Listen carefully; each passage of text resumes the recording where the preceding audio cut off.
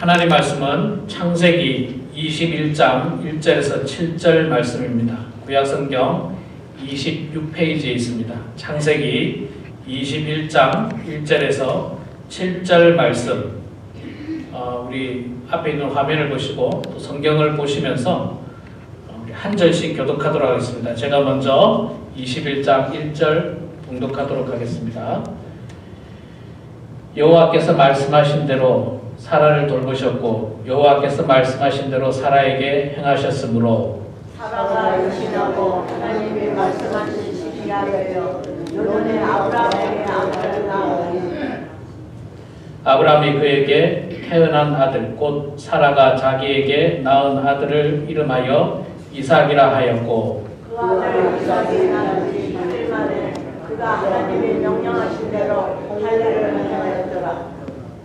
아브라함이 그의 아들 이삭에게 태어날 때에 100세라. 사라가 이르되 하나님이 나를 웃게 하시니 듣는 자가 다 나와 함께 웃으리로다. 7절 같이 읽겠습니다. 또 이르시되 사라가 자식들을 젖먹이겠다고 누가 아브라함에게 말하였으리요마는 아브라함의 노경에 내가 아들을 낳았도다 하니라. 아멘. 네, 여러분 반갑습니다. 오늘도 이렇게 건강한 몸을 가지고 또 신실한 믿음으로 주님 전에 나오신 모든 분들을 축복하고 환영합니다. 우리 성도님들은 제가 알고 있기로는 미국에 오신 지 오래된 분들이 참 많이 계십니다. 대부분이 아마 저보다도 오래되시고 20년이 훨씬 넘으시고 30년 이상 되시고 어떤 분은 40년 이상 되신 분들이 참 많이 왔는데 저는 이곳에 와서 우리 성도님들과 만나서 대화를 하다 보면 어떤 방법으로 어떻게 미국에 오시게 됐는지 또 어떻게 인생을 사셨는지 일제시대 때는 어떻게 학교를 다니셨는지 6.25 전쟁 때는 어떻게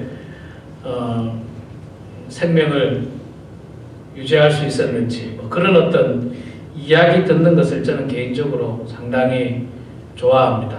그래서 많은 사람들의 그 인생 이야기를 많이 들었는데 그 인생 이야기를 듣다 보면 정말 대부분의 성도님들이 정말 드라마 같은 인생을 사신 분들이 참 많습니다. 평범해 보이는 것 같지만 그러나 그 인생 이야기를 들여다보면 참 우여곡절도 있었고 때로는 생사의 갈림길도 있었고 또 때로는 정말 기쁜 일도 있었고 슬픈 일도 있었고 이런 어떤 정말 파란만장한 그런 인생을 사셨던 분들이 상당히 많이 계시다는 생각을 제가 하게 됐습니다.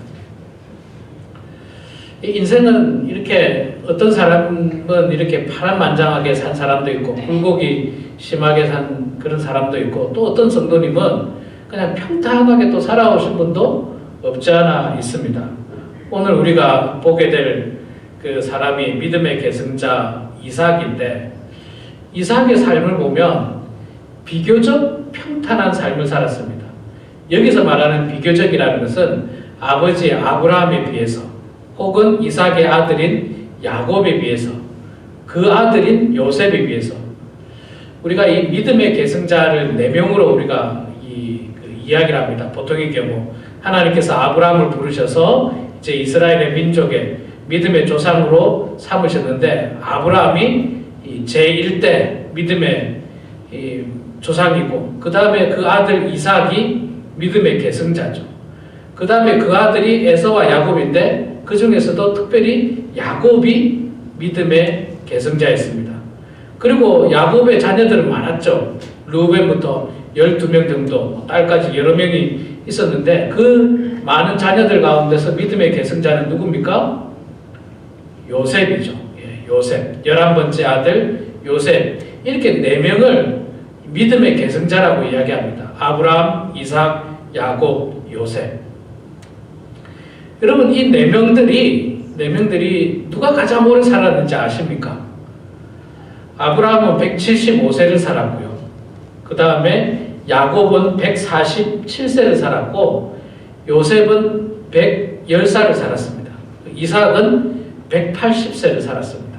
그러니까 이 4명 가운데서 이삭이 가장 오래 살았습니다. 가장 오래 살았어요. 그런데 성경에 창세기 11장부터 12장, 11장부터 50장까지 이 믿음의 계승자 4명에 대한 이야기가 40장에 걸쳐서 나오는데 이 가운데서 가장 분량이 작은 사람이 누구냐면 이삭이에요. 이삭. 아브라함에 대한 이야기가 굉장히 많고 또 야곱에 대한 이야기도 굉장히 많습니다. 여러분 다 아시죠? 아브라함에 대한 이야기 제가 작년에 설교를 했고 뭐 믿음의 조상 아브라함에 대해서는 뭐 잘 아실 겁니다. 야곱도 잘 알지 않습니까? 형에게 팥죽 한 그릇으로 장자의 명분을 사고 형에게 미움을 받아서 도망을 다니다가 하나님의 천사를 만나서 뭐 씨름을 하다가 뭐 이랬던 사람이 야곱이지 않습니까? 그리고 요셉도 여러분 잘 알죠. 요셉도 얼마나 드라마틱하게 살았습니까? 형들의 미움을 받아서 애굽에 죽을 뻔하다가 애굽에 팔려가고 애굽에 그 보디발 장군 집에서 그 일을 하다가 또 오해를 받아서 감옥에 가게 되고 그 감옥에서 꿈을 해석하다가 이 애굽의 총리까지 되고 나중에 형들과 제외하게 되는 정말 드라마틱한 삶을 산 사람이 요셉이고 또 야곱이고 또 아브라함입니다. 그런데 거기에 비하여 이삭은 별로 뭐 드라마틱한 내용도 없고요. 또 이삭 자체만을 가지고 성경에 어떤 그 이야기가 별로 없습니다. 주로 아버지랑 연결된 이야기 혹은 아들과 연결된 이야기에서 이삭이 나오지 이삭 자체에 대한 이야기는 창세기 26장 한 장에 거의 불과할 겁니다. 한 장에 불과할 거예요. 그리고 뭐 이삭이 하나님 앞에 바쳐질 때 모리아산에서 바쳐질 때 사실 주인공은 이삭이라고 보기는 어렵고 아브라함이 주인공이라고 볼 수 있죠. 그리고 또 그 아들 에서와 야곱이 그 장자의 명분을 얻는 장면도 거기서 주인공을 그 이삭이라고 보기는 좀 어렵습니다. 야곱이라고 볼 수 있겠죠. 이렇게 이삭은 4명 가운데서 가장 오래 살았습니다. 그러나 성경의 내용은 가장 짧게 나옵니다. 그래서 우리가 이삭을 흔히 표현할 때 세상적으로 말하자면 가늘고 길게 살았어요. 가늘고 길게 살았고 아브라함은 4명 가운데서 굵고 길게 살았고 제가 볼 때는 요셉은 정말 굵고 짧게 살았죠. 4명 가운데 가장 짧게 살았으니까 아주 굵은 인생을 살았는데 짧게 살았고 야곱은 뭐 그 중간쯤 정도 되는 것 같아요. 147세 정도 이렇게 살다가 떠나가게 됐는데 이렇게 4명 가운데서 가장 평범하게 살았지만 그러나 믿음의 계승자로서 이삭은 대단히 중요한 위치를 차지하고 있습니다. 여러분 우리도 가정마다 뭐 그런 경우들이 있지 않습니까? 우리 성도님들 가운데서도 할아버지가 믿었고 아버지가 믿었고 우리 성도님이 믿고 자녀가 믿고 그 손자가 믿고 이렇게 믿음의 계승이 이어지는 경우도 있지만 그런 경우도 있지만 할아버지는 잘 믿었는데 아버지가 안 믿은 사람이 있을 수 있고 아버지는 잘 믿었는데 본인 때에서 안 믿은 사람이 있을 수 있고 이렇게 믿음의 계승이 끊어지는 경우도 있지만 이삭 같은 경우는 끊어지지 아니하고 아브라함, 이삭, 야곱, 요셉으로 이어지고 요셉 그 후로 계속 이어지죠. 계속 이어져서 다윗에 이르기까지 또 계속 이어져서 예수 그리스도에 이르기까지 믿음의 계승이 끊어지지 않고 꾸준히 이어가는 것을 볼 수가 있습니다. 그런데 아브라함 같은 경우는 하나님께서 나타나시고 하나님과 대화를 하면서 굉장히 밀접한 관계가 있었어요. 그리고 뭐 하나님과 아브라함의 우리가 인생을 보면 하나님과 굉장히 가깝다는 생각을 가지는데 이삭의 경우는 아버지 아브라함에 비해서 뭐 그렇게 뭐 하나님과 가까이 하거나 그런 게 별로 없어요. 물론 하나님께서 이삭도 축복하시고 이삭을 보호하시고 함께 하셨지만 무슨 뭐 아브라함만큼이나 그렇게 밀접하거나 이런 부분들은 사실 없었습니다. 또 그 아들 야곱도 마찬가지예요. 야곱도 하나님과 굉장히 가까웠습니다. 하나님이 지켜주셨고 뭐 아주 그냥 그 인생을 보면 이 하나님과 가까웠는데 이삭은 거기에 비하면 또 그렇게 대단하지 않습니다. 근데 우리 성도님들 가운데 아까 제가 말씀드렸듯이 인생을 정말 드라마틱하게 살아온 사람들은 할 말이 있어요. 그리고 해줄 말이 많아요. 그리고 제가 한번 물으면요, 끝이 없어요. 막 계속 이야기합니다. 막 6.25 전쟁 때 어땠고, 우리 아버지가 어땠고. 때로는 너무 길어요. 너무 길어서 좀 짧게, 간략하게 해주셨으면 좋겠는데, 길게 합니다. 그 왜 그러냐면, 해주고 싶은 말이 있어요. 내 인생의 이 드라마틱한 나의 인생을 좀 말해주고 싶은 거예요. 근데 어떤 성도님은요, 별로 뭐 할 말이 없는 성도님도 있긴 있어요. 혹은 숨기고 싶은 그런 인생도 있을 수 있습니다. 그렇지 않습니까, 여러분? 뭐 누구나 다 자랑스러운 인생도 있을 수 있지만 좀 숨기고 싶은 인생도 있을 수 있잖아요. 그런 인생은 좀 여러분 자꾸 묻지 마세요. 숨기고 싶은데 자꾸 물으면 뭐 젊었을 때 뭐 하셨습니까? 숨기고 싶은 사람도 있어요. 말 안 하고 싶은 사람도 있어요. 말 안 하고 싶은 사람은 말 안 하고 싶은 대로 또 존중을 해줘야 됩니다. 근데 자꾸 캐묻고 뭐 그럴 필요는 없습니다. 제가 이제 신학교를 처음 가면, 한국에 제가 신학을 나왔는데, 한국에서는 신학교를 처음 가면 이제 어떻게 하다가 이제 이렇게 신학교를 오게 됐는가, 그런 이야기들을 많이 합니다. 그런데 대부분 신학생들이 보면 드라마틱한 인생을 살다가 하나님의 부르심을 받고 이 선지동산에 왔습니다. 이런 분들이 꽤 많아요. 그런데 어떤 분은 별로 뭐 드라마틱한 내용이 없어요. 하나님의 어떤 강권함도 없고, 뭐 끌려온 것 같지도 않고, 그냥 왔다 할 말이 없는 거예요. 그래서 제가 말한 믿음의 계승자 4명을 보면, 아브라함도 할 말이 많을 거고, 야곱도 할 말이 많고, 요셉도 할 말이 많아서 성경의 내용이 많잖아요. 근데 이삭은 별로 할 말이 없어요. 별로 할 말이 없어요. 주로 아버지하고 연결된 일, 아들하고 연결된 일, 그런 일에 대해서 뭐 이야기할 뿐이지, 사실 그렇게 뭐 대단히 굴곡진 삶을 살았다고는 볼 수 없습니다. 그러나 여러분, 제가 이 이삭을 이야기할 때 4명을 비교했을 때 그 중에서 좀 비교적 평탄한 삶을 살았다고 이야기하는 거지, 사실 이삭도 뭐 성경을 또 자세히 보면요, 이삭도 힘든 인생을 살았습니다. 어려운 인생을 살았어요. 어려운 시기였지 않습니까? 자, 그래서 우리가 어떻게 이삭이 이 믿음을 잘 계승했는지를 오늘하고 제가 다음 주 2주에 걸쳐서 한번 이렇게 보려고 하는데, 이삭은 하나님 앞에 축복받은 사람이었어요. 왜 그러냐면요, 하나님께서 아브라함을 부르셨지 않습니까? 본토 친척 아비 집을 떠나 내가 너에게 지시할 땅으로 가라 하고 부르시고, 하나님께서 아브라함에게 무슨 약속을 했습니까? 2가지 중요한 약속을 했습니다. 너의 자손이 하늘의 별과 같이 많게 될 것이다. 그리고 내가 너에게 주는 그 땅을 네가 차지하게 될 것이다. 너의 후손들이 다 차지하게 될 것이다. 땅에 대한 약속과 자녀에 대한 약속을 주셨습니다. 그런데 여러분, 우리가 잘 알다시피 아브라함에게 자녀가 99살까지 있었습니까? 없었습니까? 없었어요. 자기에게 낳은 자녀가 없었어요. 사라를 통해서 낳은 자녀가 없었습니다. 아브라함과 사라를 통해서 낳은 자녀가 없어서 참 안타까웠는데, 알다시피 무려 100살에 하나님의 기적으로 이삭이 태어납니다. 여러분, 이 이삭이 그러면 집안에서 어떤 존재겠습니까? 정말 금쪽보다 귀한 존재예요. 이 이삭은 세상의 그 어떤 존재보다 귀한 자녀가 이삭일 겁니다. 우리로 말하면 뭐 아기를 가지려고 노력을 하다가 못 낳다가 갑자기 뭐 한 50대 중후반에 갑자기 아기가 생긴 거예요. 젊었을 때는 아기를 낳으려고 그렇게 애를 썼는데도 아기가 안 생기다가 50대 중후반에 이제는 뭐 다 끝났다고 생각하는 그 찰나에 아기가 생겼으니 그 아기가 얼마나 소중하겠습니까? 이삭은 그래서 굉장히 소중한 아들이었습니다. 그래서 하나님께서 이삭을 돌보십니다.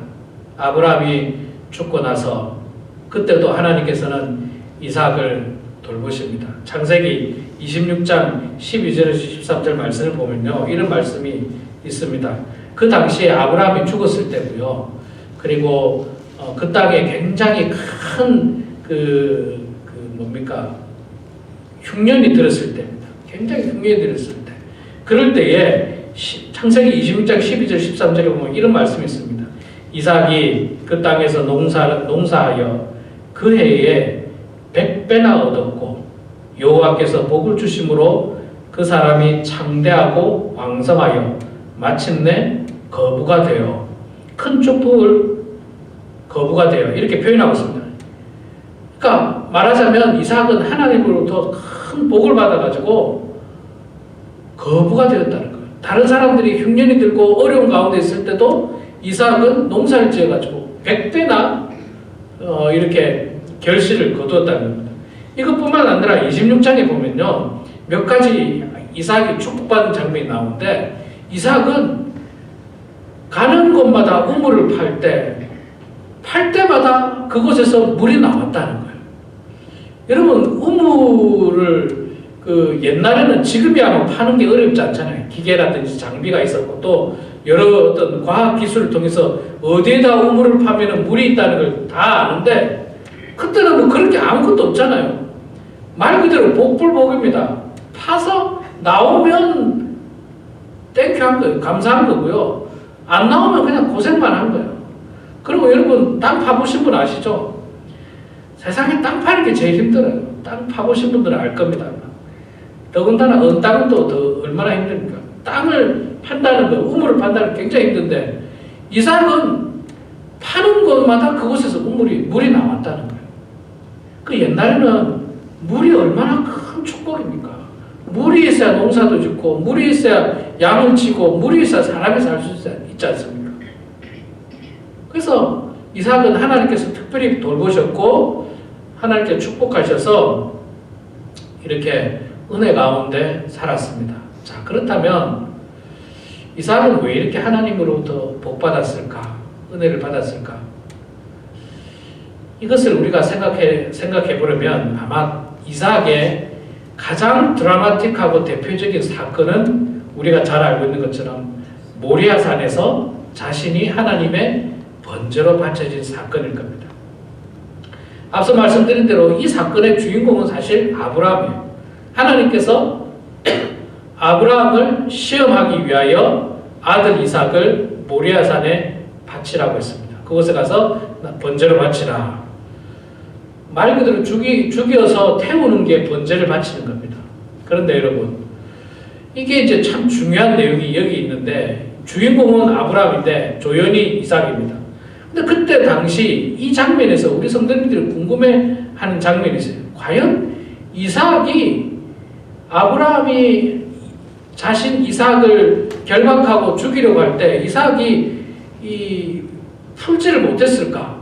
반항하지 못했을까? 그러면서 궁금한 것이, 과연 그때 당시 이삭은 몇 살이었을까?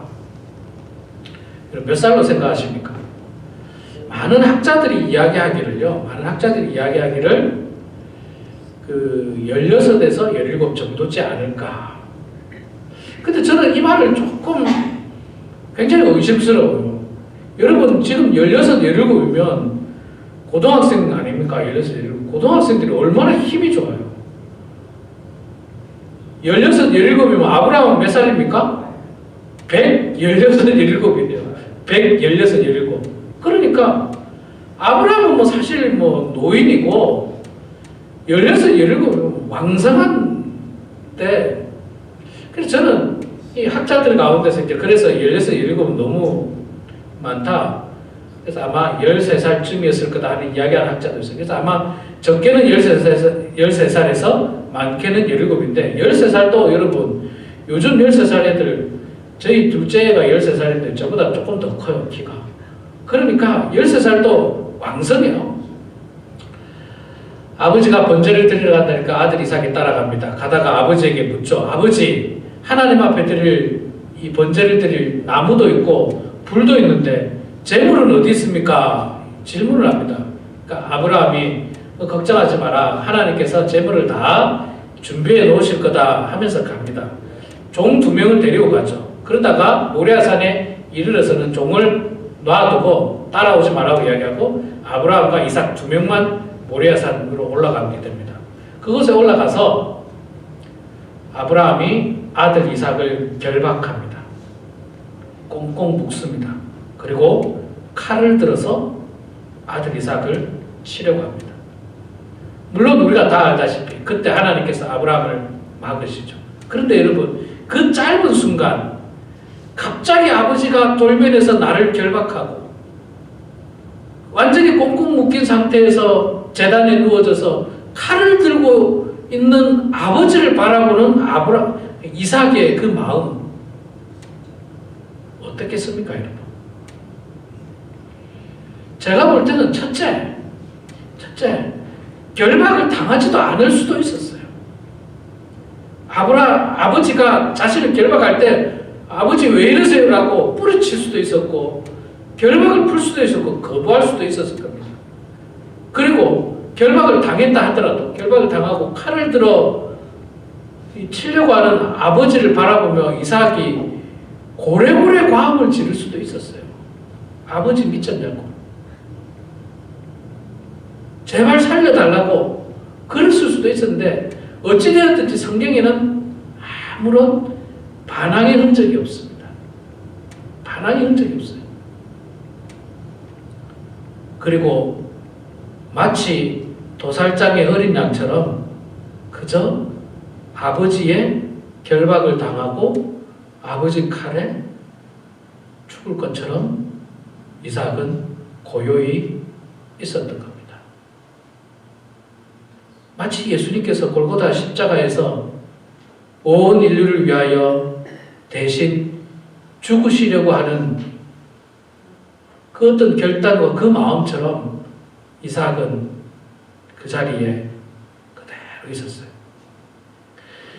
만약에 아브라함의 아들이 이삭이 아니었고 야곱이었으면 저는 그런 생각해 봅니다. 야곱이 만약에 아브라함의 아들이었으면 분명히 어떻게 술수를 써가지고 도망 나왔을 거예요. 아버지를 어떻게 속여서라도 싹 도망 나왔을 거예요. 이삭이었다면. 야곱이었다면. 그래서 야곱이 얼마나 약은 사람입니까? 형도 속이고 아버지도 속이고 막 그냥 말로 다 속인 사람이잖아요.